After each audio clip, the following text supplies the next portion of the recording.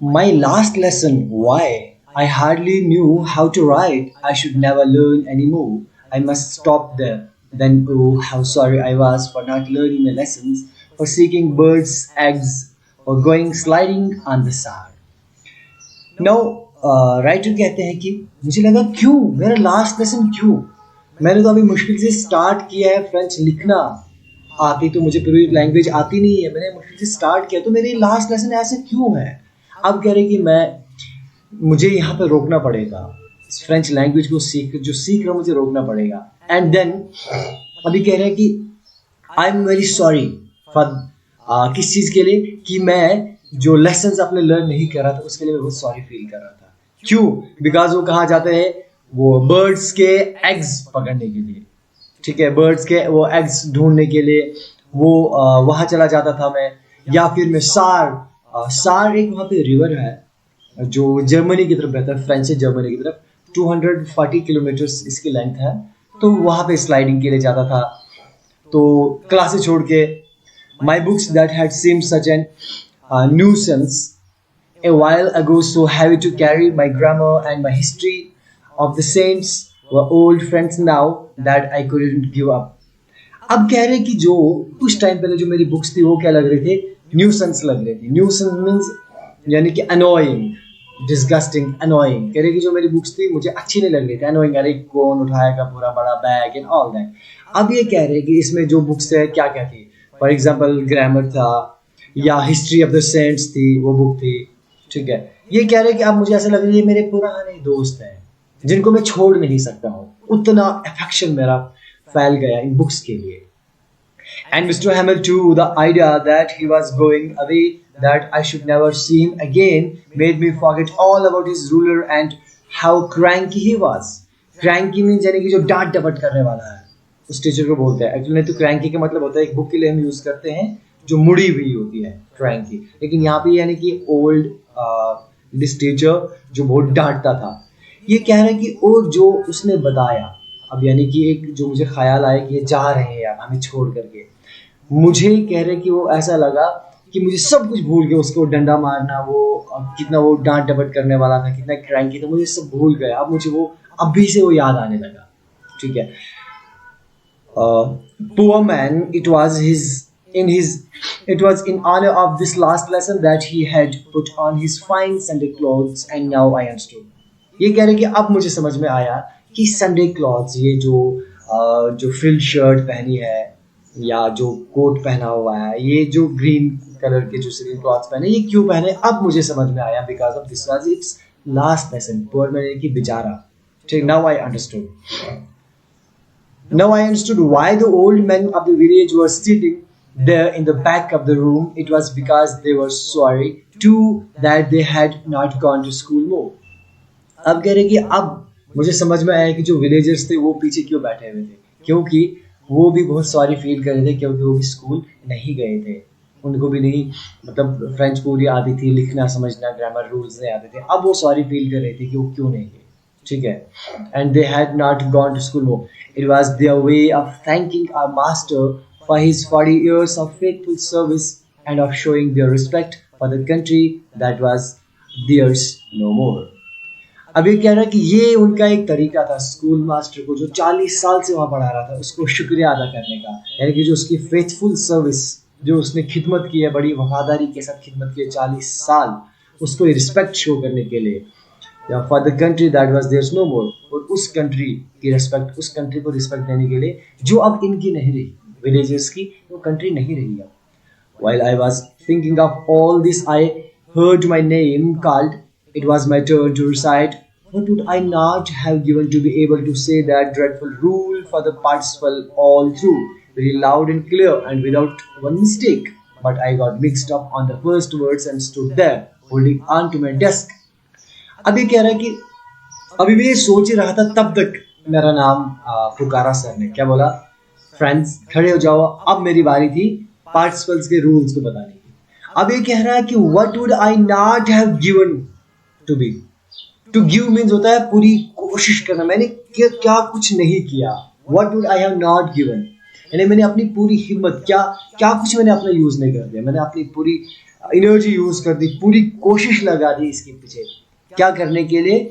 To be able to say that dreadful rule, ताकि वो मैं बोल सकूं वो ड्रेडफुल डरावने जो पार्टिसिपेट के रूल्स हैं वो मैं सारे रूल्स बता सकूं। मैंने क्या कुछ नहीं किया, मैंने पूरी कोशिश लगा दी ताकि मैं वेरी लाउड और क्लियरली बोलूं without mistake.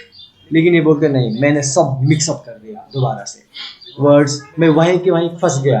Holding on my desk, अपने डेस्क के ऊपर मैं अपने डेस्क के पास मैं खड़ा हूँ। My heart beating and not daring to look up, कह रहे कि मेरा दिल धड़क रहा था और मुझे हिम्मत नहीं कि मैं ऊपर देखूं, सामने सर की आंखों में देखूं। ठीक है, see how it was. I heard Mr. Hamill say to me, I won't scold you little friends, you must feel bad enough. तो सर ने क्या बोला? Don't worry little friends, मैं आपको नहीं डांटूंगा। ठीक है, अब देखो मैं आपको नहीं डांटूंगा, आप बहुत बुरा फील कर रहे हैं। ठीक है, सी हाउ इट इज, देखो ये कैसे है। फिर उसने उस रूल्स को बताया। Every day we have said to ourselves, bah, I have plenty of time, I will learn it tomorrow, and now you see where we have come out. तो क्या बोल रहे सर कि हम क्या करते हैं, हर दिन ये बोलते हैं अरे कोई नहीं कल कर लेंगे, कोई बात नहीं। तो कल कल करते करते देखो वो ये कौन सा दिन आ गया कि अब देयर इज नो कल, अब कोई दूसरा कल है ही नहीं। कल से तो दूसरा रूल शुरू होने वाला है, कल से तो फ्रेंच लैंग्वेज खत्म होने वाली है, तो देयर इज नो एनी कल, देयर इज नो टुमारो। तो वही कह रहा है कि that's the great trouble with Alsace, she puts off learning till tomorrow. Now the country name के साथ शी लगता है, प्रोनाउंस शी लगता है। Okay, make it clear. अब ये राइटर, ये जो टीचर है वो क्या बोल रहे हैं, कह रहे हैं कि यही तो प्रॉब्लम है अल्जस के साथ, यानी कि अल्जस के लोगों के साथ प्रॉब्लम यही है। वो क्या है, वो बोलते हैं हम कल करेंगे, कोई बात नहीं कल करेंगे। तो प्रॉब्लम तो यही है। Now those fellows can neither speak nor write your own language, but you are not the worst for little friends. अभी कह रहा है कि sorry. Now those fellows out there will have the right to say to you, how is it you pretend to be Frenchmen and yet you can neither speak nor write your own language?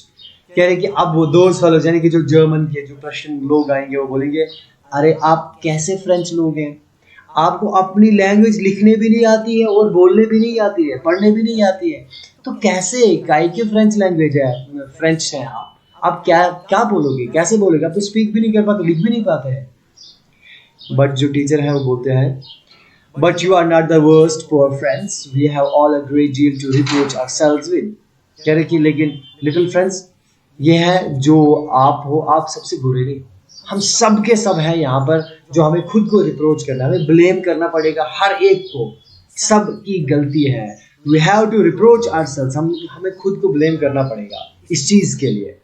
Your parents were not anxious enough to have you learn, anxious means बेचैन होना, eager होना। आपके माँ बाप भी इतने eager नहीं थे कि वो आपको पढ़ाने के लिए भेजते। They prefer to put you to work on a farm or at the mills so as to have a little more money and I, कह रहे कि उन्होंने आपको कहा भेजा फार्म में भेजा काम करने के लिए ताकि वहां से थोड़ा सा पैसा कमा दिया जाए, instead of going to teach, instead of going to learn in the school. And I have been to blame also. Have I not often sent you to water my flowers instead of learning your lessons? Sorry. तो कह रहे कि मुझे खुद को भी blame करना चाहिए, क्या मैंने आपको लेसन पढ़ने के बजाय आपको मेरे दरख्तों को पानी देने के लिए नहीं भेज दिया था, मेरी भी गलती है। And when I wanted to go fishing did I not just give you a holiday, और जब मुझे मछली पकड़ने जाना होता था क्या मैंने आपको छुट्टी नहीं दे दी, मुझे चाहिए तो आपको बोले नहीं नहीं आप बैठो आप पढ़ो, लेकिन मैंने भी कहा चलो कोई बात नहीं मछली पकड़ लेंगे। Then from one thing to another, Mr. Hamill went on to talk of the French language, saying that it was the most beautiful. फिर एक के बाद एक चीज एक्सप्लेन करते करते मिस्टर हैमिल आगे बोलते गए और कहा कि ये सबसे मोस्ट ब्यूटीफुल लैंग्वेज है, French is most beautiful language in the world, पूरी दुनिया में सबसे मोस्ट ब्यूटीफुल लैंग्वेज है ये language, the clearest, the most logical, that we must guard it among us and never forget it. कह रहे कि ये सबसे क्लियर और सबसे लॉजिकल लैंग्वेज है और हमें इसका गार्ड करना चाहिए, हमें इसको प्रोटेक्ट करना चाहिए। ठीक है, अपने बीच हमें बोलना है इस लैंग्वेज को और इसको हम कभी भी भुला नहीं सकते हैं, हमें कभी नहीं भुलाना चाहिए। क्यों? Because when people are enslaved As long as they hold fast to their language, it is as if they had the key to their prison. क्योंकि ये कहा जाता है कि अगर जब किसी लोगों को गुलाम बना दिया जाता है और जब तक वो अपनी लैंग्वेज नहीं छोड़ेंगे, अपनी लैंग्वेज को बनाए रखेंगे, होल्ड फास्ट मीन्स होता है किसी चीज को टाइट पकड़ना, यानी कि लैंग्वेज को मजबूती के साथ पकड़ के रखना और बोलना, भुलाना नहीं, तब तक समझो उन लोगों के पास किसकी, जो प्रिजन है, जेल है, उसकी चाबी है, यानी कि एनस्लेवमेंट की की है उनके पास। अगर लैंग्वेज आप अपनी भूल गए, समझो आप गुलाम बन गए। Okay, then he opened a grammar and read us our lesson. I was amazed to see how well I understood it. फिर उसने क्या किया, बुक खोली और ग्रामर लेसन पढ़ाया। कह रहे कि मैं हैरान हो गया, मुझे कितने अच्छे से वो समझ आ रहा था, कितने अच्छे से मैं इसको समझ पा रहा था। All he said seemed so easy, so easy. I think too that I had never listened so carefully and that he had never explained everything with so much patience. अब ये कह रहा है कि मैं हैरान हो गया कि जो मुझे ऐसा दिख रहा था, all he said seemed so easy, वो मुझे कितना आसान दिख रहा था, कितना आसान लग रहा था। तो मैंने भी कह रहा कि कभी भी इससे पहले गौर से कभी सुना भी नहीं, और सर ने भी जो आज एक्सप्लेन किया बहुत ही पेशेंस के साथ एक्सप्लेन किया। It seems almost as if the poor man wanted to give us all he knew before going away and to put it all into our heads at one stroke. कह रहे कि ऐसा लग रहा कि जो बेचारा, यानी कि जो सर है, वो चाहते हैं कि वो क्या करे, he knew before going away, यानी कि वो जानता है इससे पहले वो चला जाए, वो सब एक साथ एक टाइम में हमें सब कुछ पढ़ा देना चाहते हैं, ऐसा दिख रहा था हमें। ठीक है, हमारे सर हमारे दिमाग में एक स्ट्रोक में, एक झटके में सब कुछ डाल देना चाहते थे, क्योंकि उनके पास एक लेसन बचा हुआ था पढ़ाने के लिए। After the grammar we had a lesson in writing.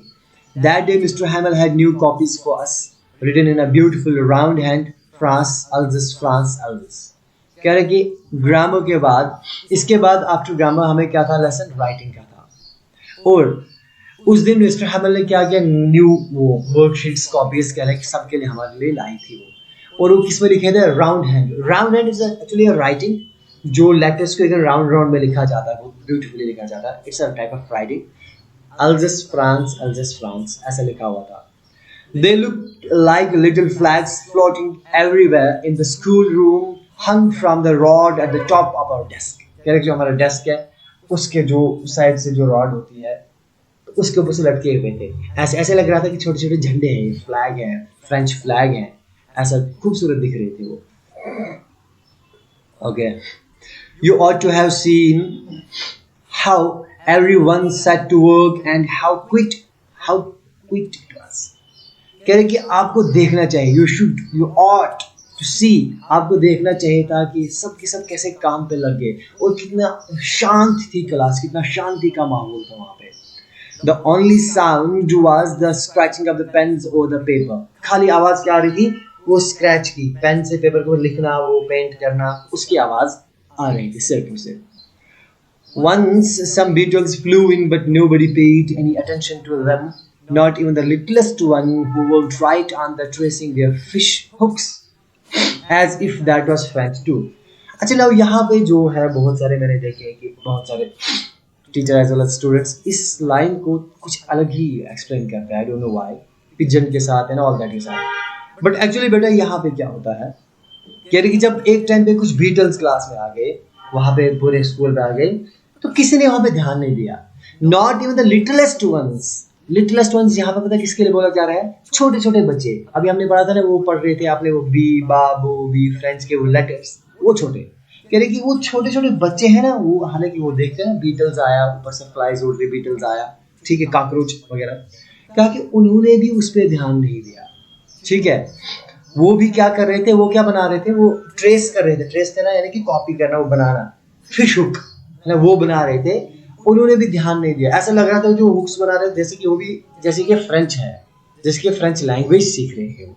It was like that. Okay, सो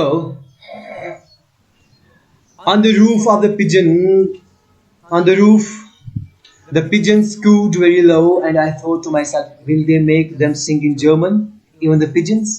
कह रहे कि छत में मुझे आवाज आई कि पिजन्स कू कर रहे थे। कहा कि मैंने खुद से सोचा, क्या वो पिजन्स को भी फ्रेंच बोलने सिखाएंगे क्या, कुछ ऐसा है क्या?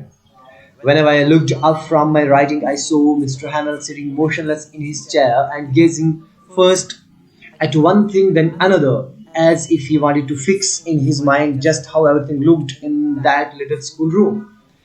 कह रहे कि फिर मैंने क्या देखा, whenever जब मैं ऊपर देखा, बीच में मैंने ऊपर देखा राइटिंग के दौरान, मैंने क्या देखा, मिस्टर हैमल क्या कर रहे हैं, मोशनलेस बिना मूवमेंट के अपने चेयर में बैठे हुए हैं और गेज कर रहे, लगातार ध्यान से देख रहे, कभी एक चीज पे फिर दूसरी चीज पे, ताकि मुझे ऐसा लगा कि जैसे वो क्या करना चाहते हैं, वो पूरी इमेज एक टाइप पे कहाँ पे क्या चीज कैसी दिख रही है वो अपने माइंड में बिठाना चाहते हैं, ठीक है, वो फिक्स करना चाहते हैं उसमें माइंड में कि कौन सी चीज कहाँ पर कैसे थी, बिकॉज वो 40 साल के बाद छोड़ के जा रहे हैं तो बहुत बुरा लग रहा है उनको.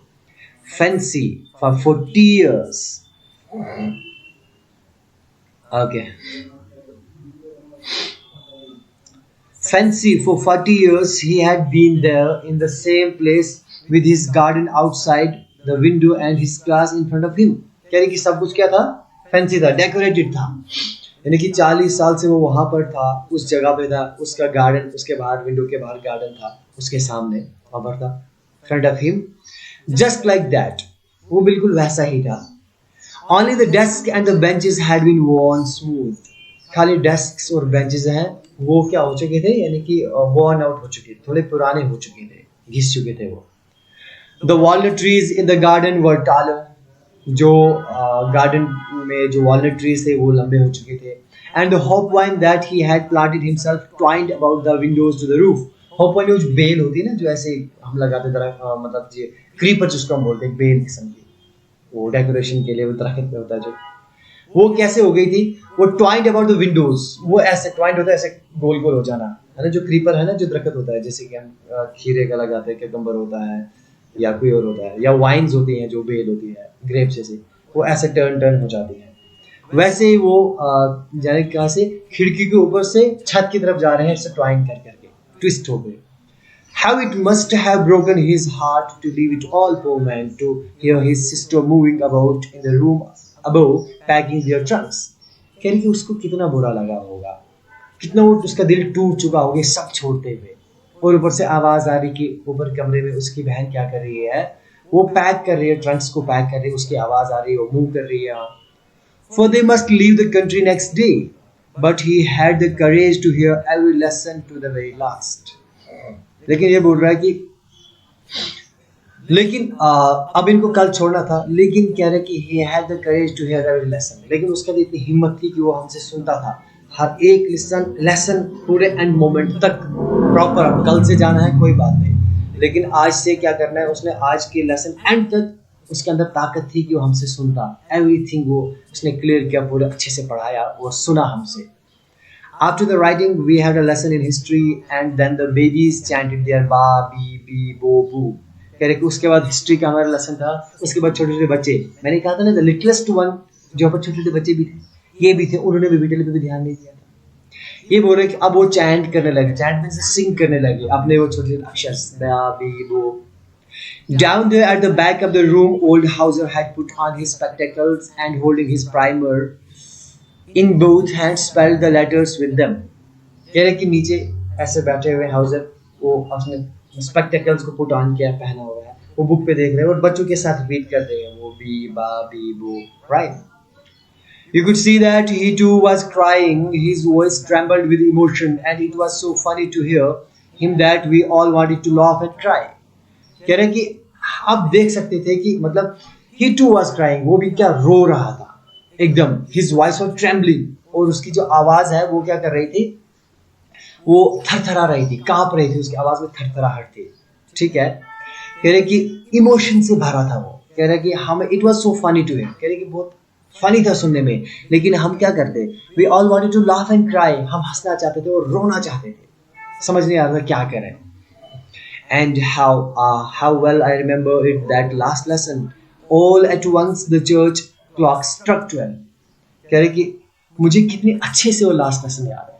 तो अचानक से 12 बजे की जो क्लॉक, जो चर्च क्लॉक है, वो बजते हैं, 12 बजते हैं. देन द एंजलस एक रोमन कैथोलिक का चर्च है, तो वहां पर भी 12 बजे की घंटे की वो आवाज आती है. जब 12 बजे की घंटे की आवाज आई, at the same moment The trumpets of the Prussian returning from drill sounded under our windows. तो सेम मोमेंट पे जो प्रशियन आर्मी थी उनकी जो ट्रम्पेट बजाते बजाते वो ड्रिल कर रहे थे, वो वापस आ रहे थे ड्रिल से, तो हमारी खिड़की से नीचे से आवाज आ रही थी ऐसे. Same time mister हैमल stood up very pail in his chair.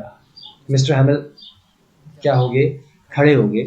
Same moment mister stood up very pail in his chair, यानी कि अब उस कुर्सी पे जो मिस्टर हैमल थे उसका चेहरा पेल हो चुका था, यानी कि रंग चेंज हो जाना, कलरलेस हो जाना, इंसान का चेहरा खून सूख जाना, यानी लाल पीला हो जाना उसका चेहरा.